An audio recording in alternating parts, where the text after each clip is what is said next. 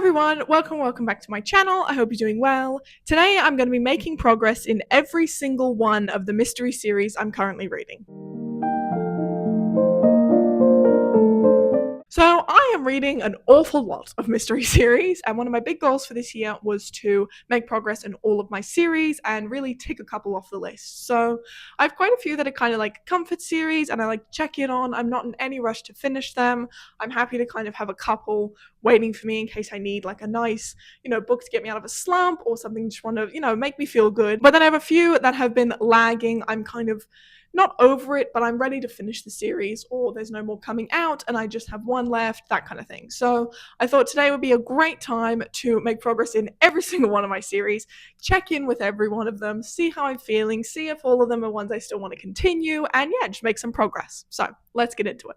The first series I made progress in was the Baker Street Letters series by Michael Robertson. I read the second in that series, which is The Brothers of Baker Street. So this is the series I started last year because I bought this second book and I did not realize it was a series, and I am crazy and kind of just read the second one without reading the first one, even though they're pretty much self-contained. But I read that one last year, I enjoyed it. I read this second one and it was good fun, but it's nothing crazy. I gave it a 3.75 stars, but it's been a little while since I've read it and I honestly don't remember a lot, so I think 3.75 might be a little bit high, but I did really enjoy this. It's about two brothers who are barristers in London, and they rent out the offices of 21B Baker Street.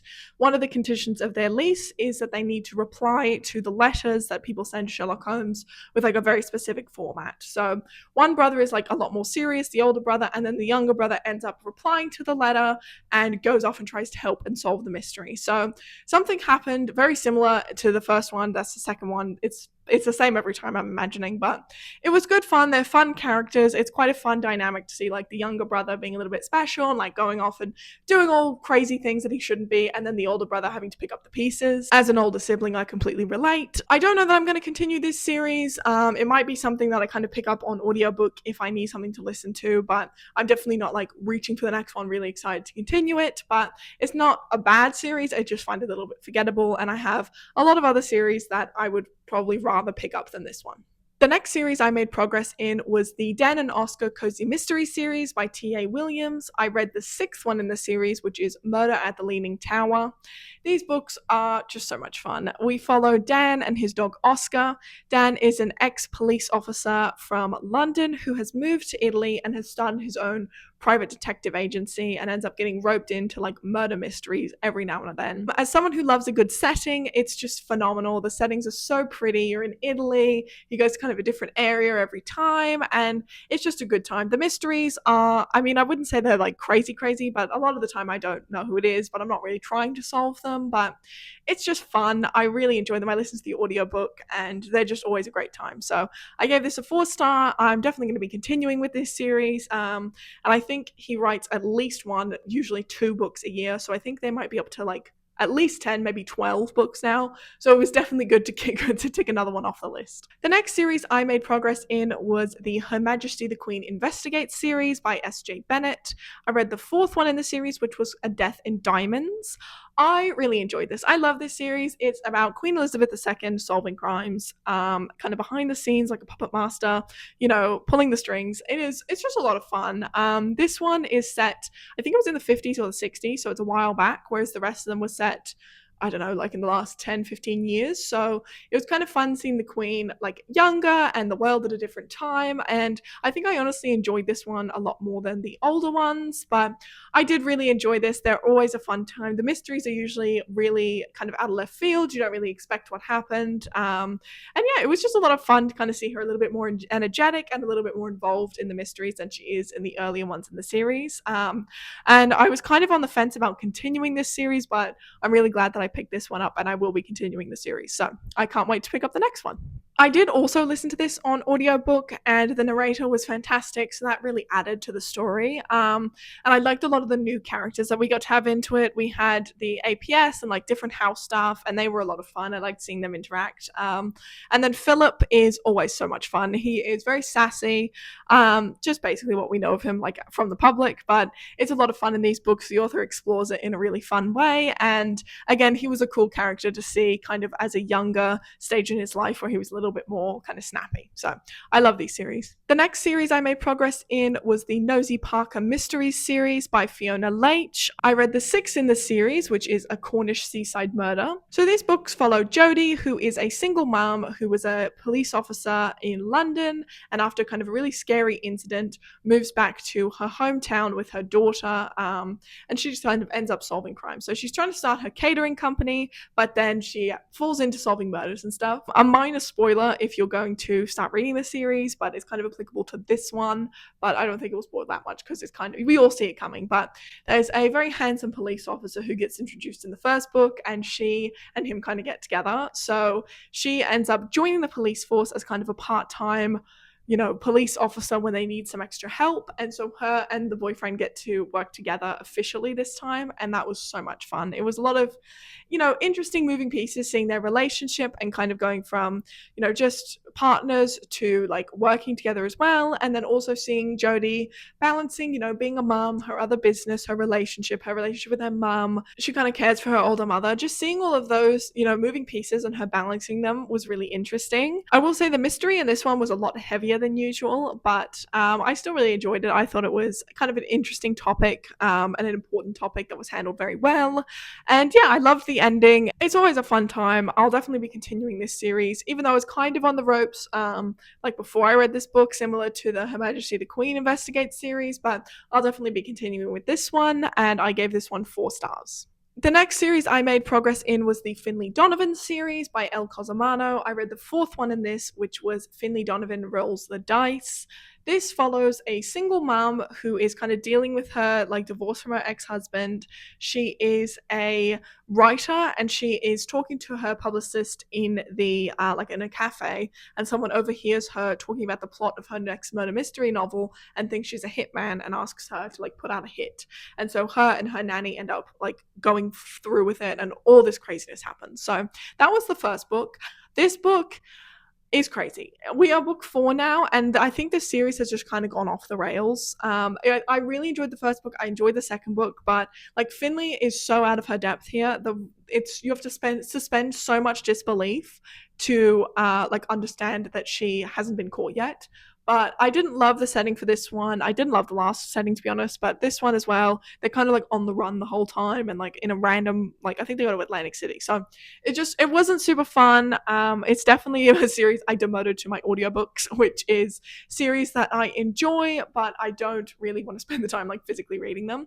So Finlay has definitely been demoted to that. But yeah, I mean, it was kind of iffy. I don't think I'm going to continue after this book, honestly. I gave this a 3-star.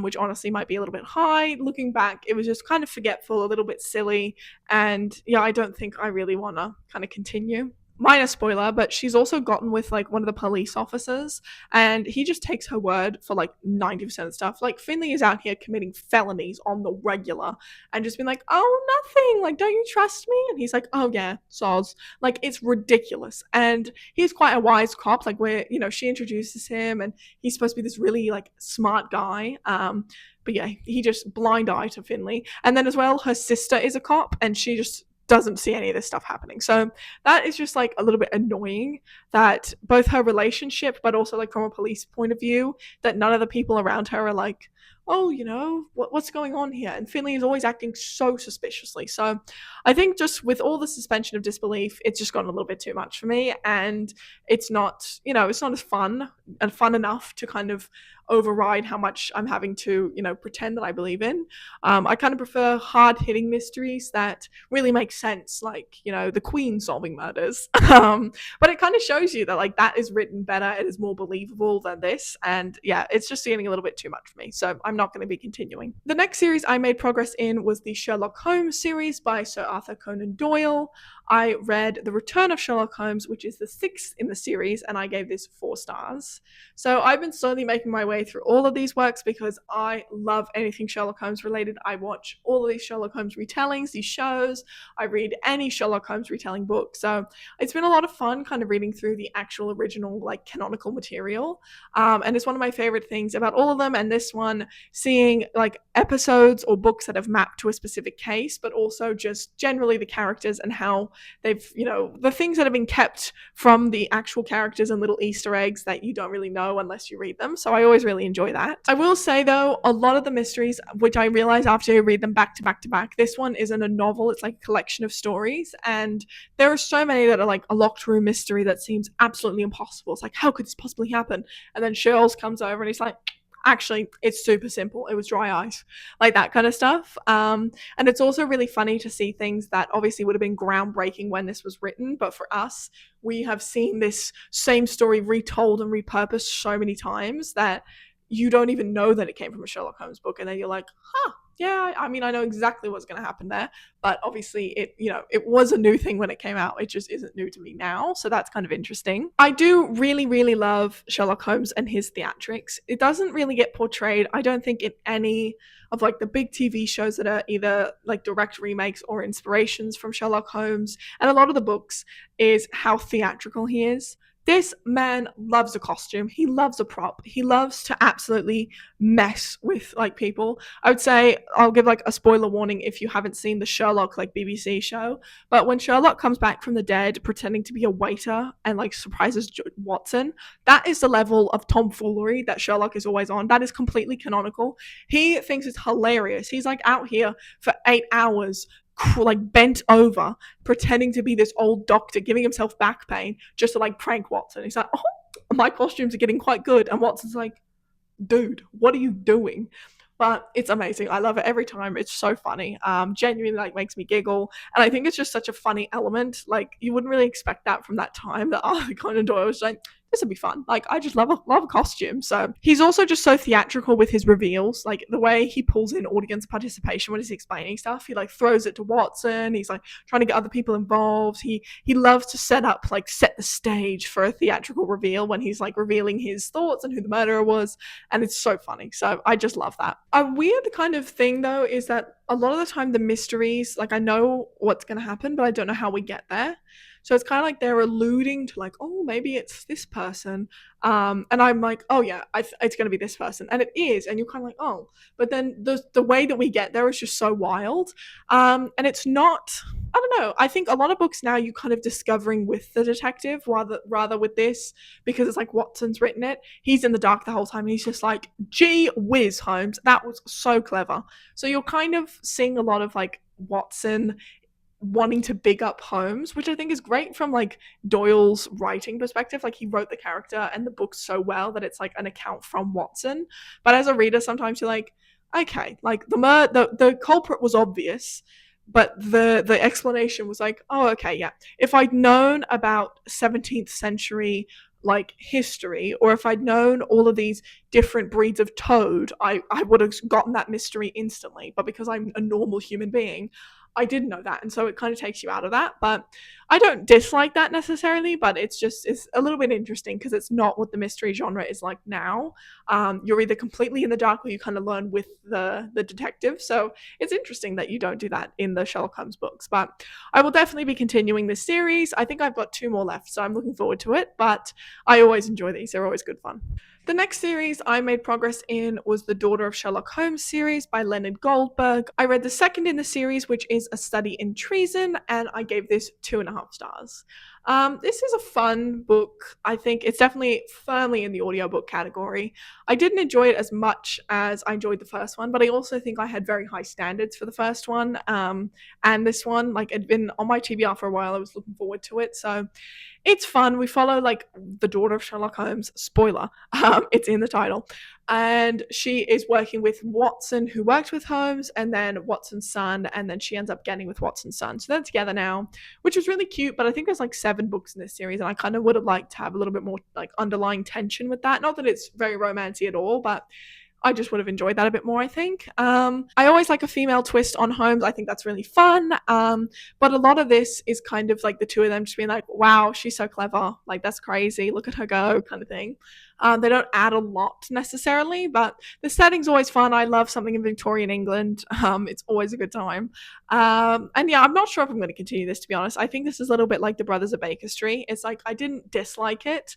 It's still a fine book, but it's nothing crazy. I have so many other things on my TBR, and if there's another book that I can like demote to an audiobook to get through, I would probably do that instead. But if I'm ever looking for something to read and listen to, I would probably pick one of these up. I have recently kind of added another mystery series in, which is like a female Holmes, and I think that would probably take the slot of this, but we'll see. Maybe I'll pick it up again. The next series I made progress in was the Three Dahlias series by Katie Watson. I read the second in the series, which was A Very Lively Murder, and I gave this 3.5 stars. So this is following kind of like an Agatha Christie-esque character, and she, not really following her, but in this world there's like an Agatha Christie character, and there's 3 different actresses who are portraying her. So there's like the original who first portrayed her in the movies, then there was a second woman who portrayed her a couple of years later in like a really long-going television show, and then the third actress is just starting out on like a revival. So the 3 of them came together in the first book, had to solve an unexpected murder at like the premiere or press tour for the new movie. So we're following the second one now, where they're actually underway filming the movie. And so the first Dahlia and the newest actress, so the eldest and the youngest, are in the movie, and then the TV show one isn't. But they like call her in this time because she needs they need her help, and that's so fun. Like, she's just playing third wheel. Everyone's like, who is this like dried up actress who's come on and just like wants to hang out? But it's a lot of fun seeing her kind of humbled like that in this character. But I was a little bit disappointed by this. I think after the first one, I had really high hopes. I'm not sure why I didn't love this, to be honest, because I enjoyed the setting more. I think it was a little bit more fun. I loved seeing all the characters kind of coming into their own a little bit more. But yeah, I'm not sure what I didn't enjoy or necessarily didn't love about this one. I do think the youngest one kind of has like a love interest thing that they're trying to set up, and she's very defensive with him. And like the other two, when they're solving the murders and stuff, they're like, oh, well, what about this guy? What's his alibi? And she's like, he would never do that. Like, honey, calm down. We just met him. So that I think is a little bit just annoying. And then as well, the casting director in the first one like was getting into some stuff, and they were causing problems. And in the second one as well. So like, maybe the casting directors should just be, let's do a second background check on them, because there's always some sketchiness there. Overall, I think it's fun. It's a really kind of beautiful story. Like, the characters are really well done. The eldest character kind of has a new like second chance at romance kind of thing, sort of like an old flame that's coming back, and that was really sweet. I was like, that was cute. And then the middle kind of Dahlia is, starting her new chapter in life. She's finding out who she is outside of that character, and that was really lovely as well. And then the youngest one, obviously, like stepping into her new role and taking the torch. So I really enjoyed all the aspects. So I'm not sure why it really didn't hit and like, pack the punches for me, but I'll definitely be continuing the series. I'm hoping that this is just a blip and I love the rest of it. But yeah, I still think it's a fun series. The last series I made progress in was the Thursday Murder Club series by Richard Osman. I read the third, which was The Bullet That Missed, and I gave this 5 stars, 6 stars. It's a new favorite book, as they all are. I absolutely adore this series. I can't tell you enough how much I love this series. So we follow 4 older people who are living in a retirement community, and every Thursday they meet up to solve like a cold case until one real murder that happened just now pops up on their doorstep, and they get involved and are mucking around solving it. So I just love these books. They're so beautiful. The mysteries, first of all, are very well done. They are really like, you don't know what's going to happen, and it's really fun kind of seeing it. As well as following these 4 older characters, we also follow like the police officers who are involved, and kind of their arc in their personal lives as, professionals, kind of what's going on. We're also getting to see these 4 older people and their interaction with life at this age, character development, all that kind of stuff. I would say, as well as the mystery, it's kind of like literary fiction. There's a lot of commentary on life and just friendship and all kinds of things, humanity. It's just phenomenal. It is just the best. If you haven't read them yet, what are you doing? Pick them up. You will love them, especially if you're English. They're just so much fun. The references are hilarious. I'm always like laughing out loud. They're just amazing. So I would highly, highly, highly recommend them. I can't recommend them enough. If I had to recommend one book, it might be these books. So please do yourself a favor and pick them up. All right, guys, that is it for today's video. I did read 2 books from my physical TBR. I am unhauling one of them. I'm going to give it to my grandfather, which was The Brothers of Baker Street. I think he'll probably enjoy that. And then the other one from my physical TBR was Richard Osman's The Bullet That Missed, and I am 100% keeping this. Love that book. So yeah, I've unhauled 2 and I've gotten 2 more off my physical TBR. I also made my way through all of my mystery series, which is fantastic, and I think I'm going to be not continuing with 2 of them, so that's pretty good. I have definitely picked up a few new series this year, so I definitely needed to kind of get rid of a couple and make some progress in them. But I hope you guys enjoyed today's video. I would love to hear what your favorite mystery series are, and if you have any recommendations for me based on my thoughts on these books. And yeah, I hope to see you guys in another video soon.